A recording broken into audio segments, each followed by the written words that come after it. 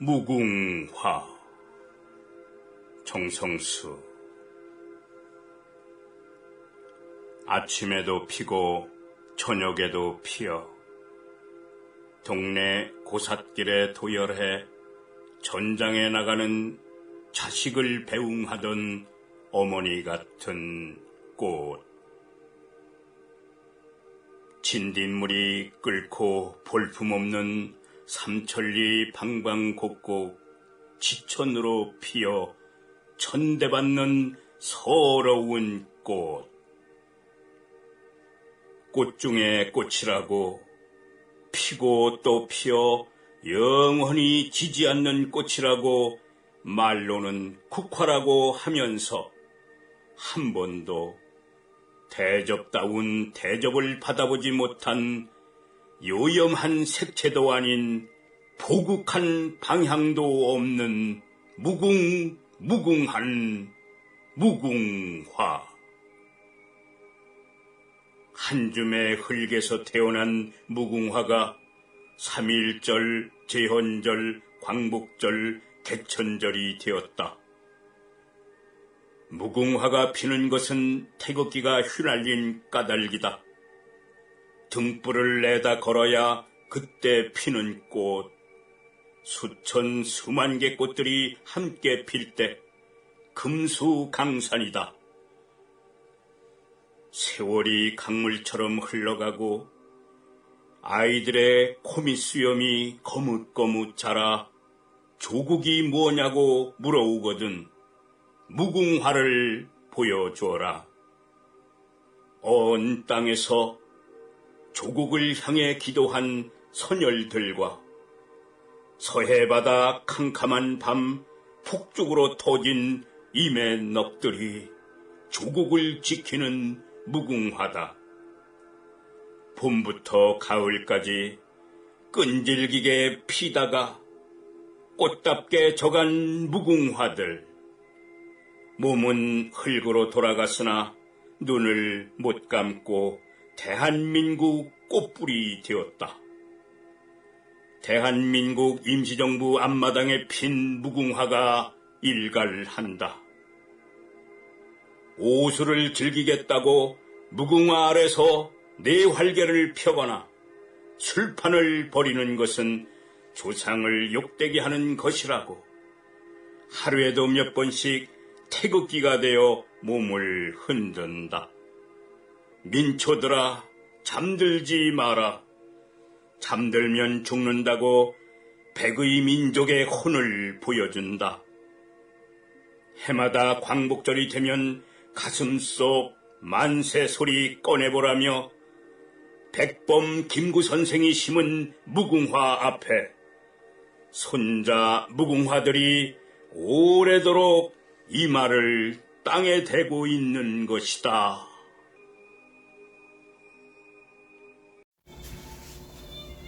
사. 정성수. 바람에 부대끼던 모래알들이 화가 났다. 인내에도 한계가 있었다. 낙타의 긴 눈썹도 모래반에 매는 속수무책이었다. 무릎을 꿇는다는 것은 죽음이었다. 낙타에게는 사막을 짊어지고 가는 것은 운명이었다. 평생 동안 한 번도 사막을 건너본 적이 없는 모래알들이 낙타의 발자국 소리를 듣는다. 모래알들은 지은 지가 커 그 많은 발자국들을 가슴에 안는다. 이 세상 어느 풀밭에도 낙타는 없다. 모래가 없는 사막은 사막이 아니다. 모래알들이 어깨를 짜고 벽이 되었다. 벽들이 모여 방을 만들었다. 안방에 부부가 등을 맞대고 벽을 보며 누워있다. 합의 이혼을 할 것인가? 재판까지 갈 것인가? 머리를 굴린다. 세상에는 모래알 같은 부부가 많다. 수많은 새끼 모래알들이 사막을 헤매고 있다는 것을 모른다. 사막은 가도 가도 사막이다. 모래밭 끝에는 오아시스가 있다. 이 뭉치면 살고 헤어지면 죽는다고 모래알들이 거리로 뛰쳐나왔다. 머리띠를 두르고 화염병을 던지던 시절 칼자루를 쥔 백정은 인정사정 두지 않고 모래알들의 멱을 땄다.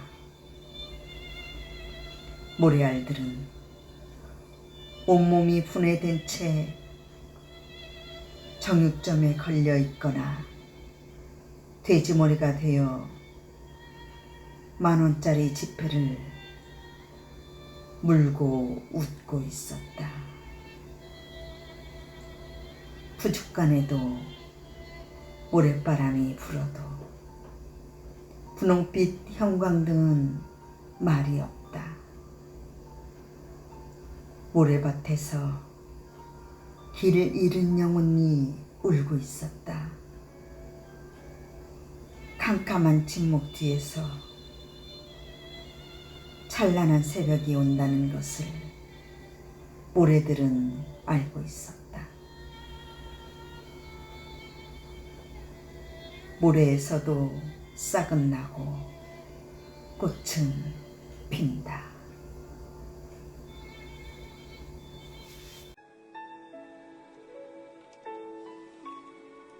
등뼈 정성수.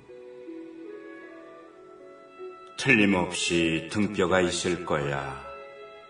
그렇지 않고서야 참나무가 저렇게 꼿꼿이 서 있을 수는 없지. 등뼈가 있기 때문에 자존심을 세우고 있는 것인지도 몰라. 푸른 잎을 내미는 것도 따지고 보면 자존심 때문이지. 자벌레가 나뭇잎과 나뭇잎 사이를 건너가는 것도 사실은 등뼈가 있기 때문이야. 자존심이 없다면 어림도 없는 일이지. 어떻게 가슴을 내밀고 초록빛 숨을 쉴 수 있겠어?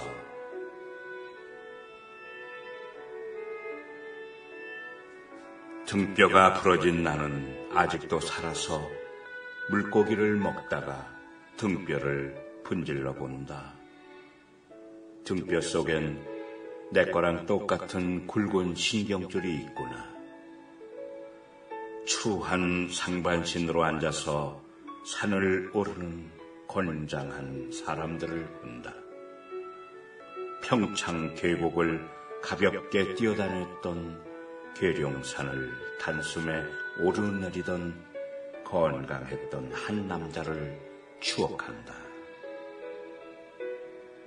가파른 비탈에 선 참나무가 유달리 위대하게 보이는 것도 튼튼한 등뼈 덕분이고, 우리가 서로에게 기댈 수 있는 것도 다 등뼈가 있기 때문이지.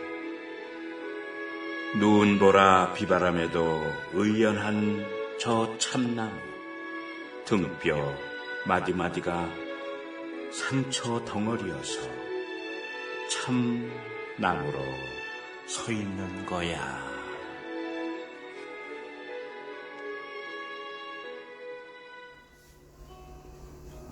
그림자라고 하는 영혼. 정성수. 어둠 속에서 제 몸을 들여다보는 나무의 그림자는 땅 위를 걷지 못한다. 광막한 하늘을 나는 새의 그림자는 아무도 본 일이 없다. 한낮이 외롭지 않는 것은 그림자가 있기 때문이고, 달밤의 길을 갈 수 있는 것 또한 그림자가 있기 때문이다. 해가 그림자를 만들고 달이 그림자를 만들어도 그 잘난 인간은 그림자를 만들지 못한다. 나무의 그림자는 한 평의 땅을 차지하지만 허공을 건너가는 새의 그림자는 생존을 위한 몸부림이다. 나무의 그림자나 새의 그림자는 슬픔을 모른다. 구멍이 뻥뻥 뚫린 인간의 그림자는 구하리 슬픔이다. 꽃 그림자를 지닌 아이의 몸에서는 향내가 난다. 등 굽은 늙은이의 그림자에서는 늑대의 울음소리가 난다. 그림자가 검은 것은 단단한 나무 토막이거나 속이 꽉 찬 안꽃빵이다.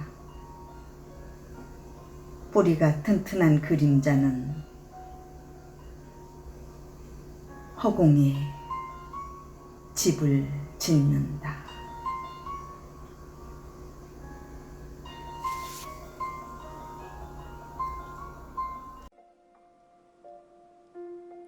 자작나무 정성수.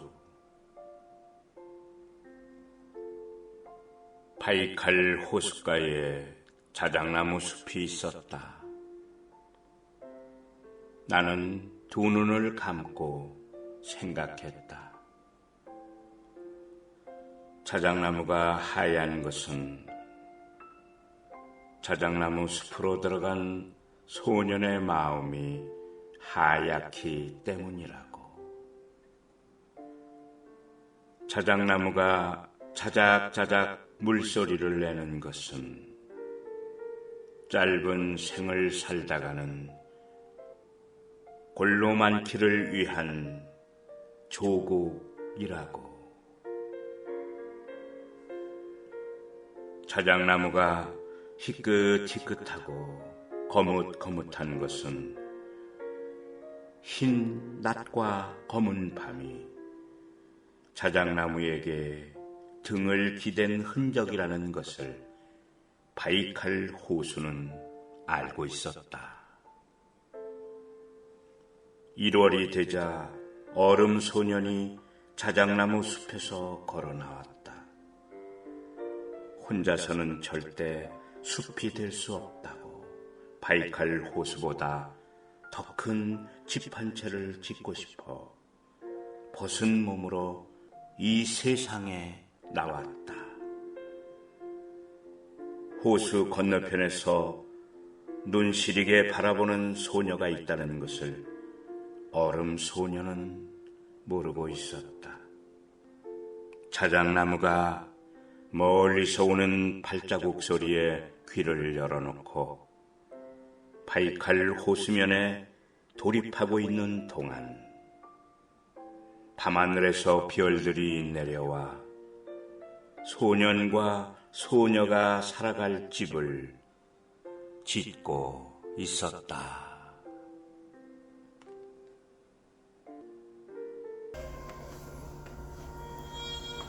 녹음기처럼. 정성수.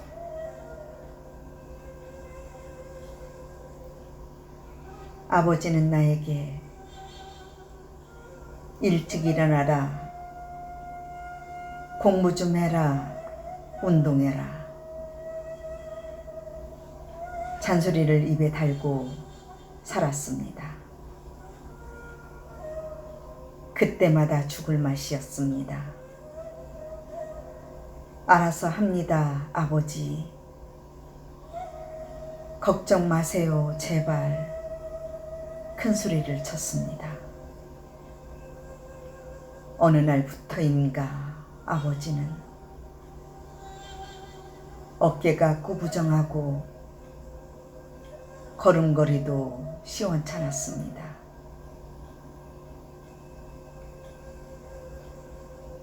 요즘 나는 내 아이에게 일찍 일어나라, 공부 좀 해라, 운동해라,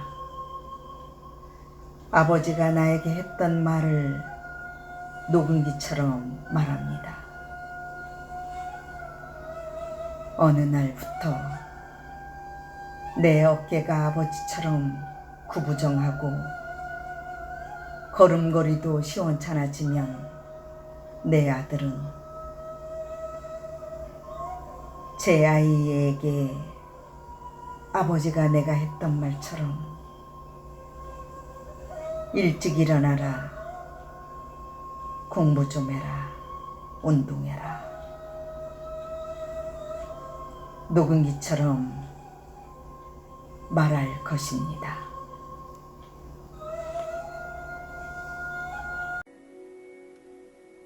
젊은 오빠 정성수. 아버지와 아들 사이쯤 되는 남자. 젊은 오빠는 뒷주머니에 두툼한 지갑이 꽂혀있는 남자다. 허벅지가 튼튼해서 힘 좀 쓰는 남자다. 맥주잔을 부딪히며 유하열을 연발하고 쪽 소리나게 술잔을 비우는 젊은 오빠는 쇳덩어리로 된 자가용도 10년이 넘으면 고물이 되고 다이아몬드도 오래되면 빛을 잃는다고. 나는 늙은 것이 아니고 조금 낡았을 뿐이라고 큰소리치는 조금은 뻔뻔스런 저음으로 깔리는 목소리는 귓볼을 붉게 만들고 머리는 희어도 가슴은 비단이다. 바이올린 스트라디 바리우스 같은 오빠를 우리는 고물이라 부르지 않는다. 뒤안 장독대에서 버려진 듯 잊힌 듯 오래오래 숙성된 된장을 진된장이라 부르는 세상에서 발바닥은 두꺼워도 아직은 갈 길이 남아있다는 오빠. 젊은 오빠는 늘어진 백가죽이 아니라 팽팽한 낚싯줄이다.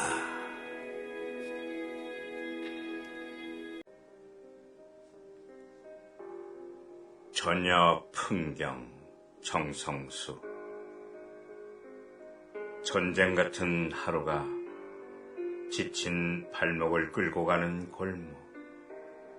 덩치가 황소만한 우리 집 개 타로와 앞집 발발이 초순이가 일을 치르고 있었다. 허리를 활처럼 휘워서 미친 듯이 씨를 뿌리는 타로와 정신없이 흙을 긁어덮는 초순의 간절하고 절실한 저녁 풍경이다. 발걸음을 멈추고 침을 삼키며 바라보는데 책가방을 튼 단발머리 계집아이들 삐엇 쥐뿔도 모르면서 낄낄대며 지나간다. 시장 바구니를 든 젊은 새댁은 의미 짙은 미소를 지으며 고개를 돌린다. 인간들이야 보거나 말거나 두 엉덩이를 찰싹 붙인 채 혀를 한 뼘이나 빼고 할딱거리는 저 모습. 어느 조각가의 작품이 저만하랴. 다루와 초순이가 만들어낸 저녁 풍경이야말로 신이 만든 걸작이다. 씨를 뿌리고 연장을 걷어들인 다루가 초순이의 뒷단추를 지성스럽게 채워주는 저녁. 저녁이라고 해서 다 캄캄한 것만은 아니다. 포만의 배가 보름달이 되어 둥실 떠오르는 저녁이 있다.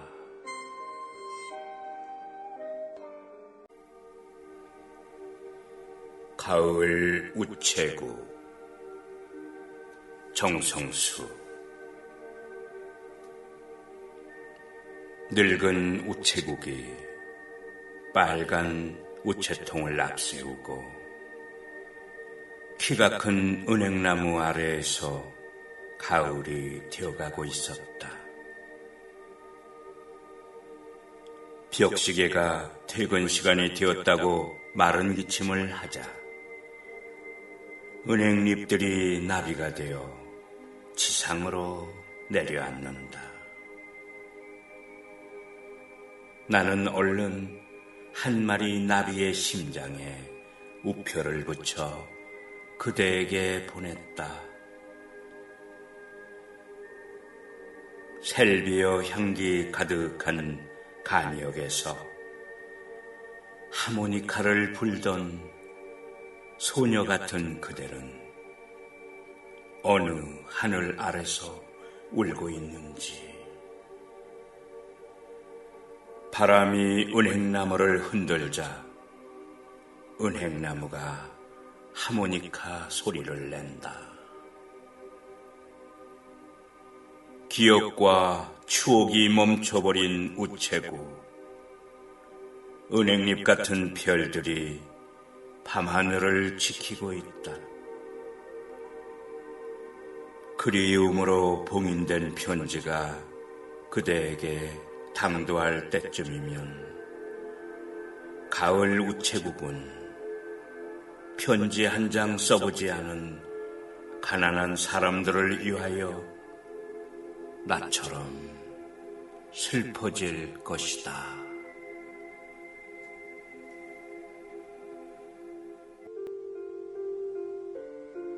밭에 대하여 정성수. 왕대밭에서 왕대가 난다고 합니다. 그러나 보세요. 천지사방을 둘러봐도 인간 왕대밭은 없습니다.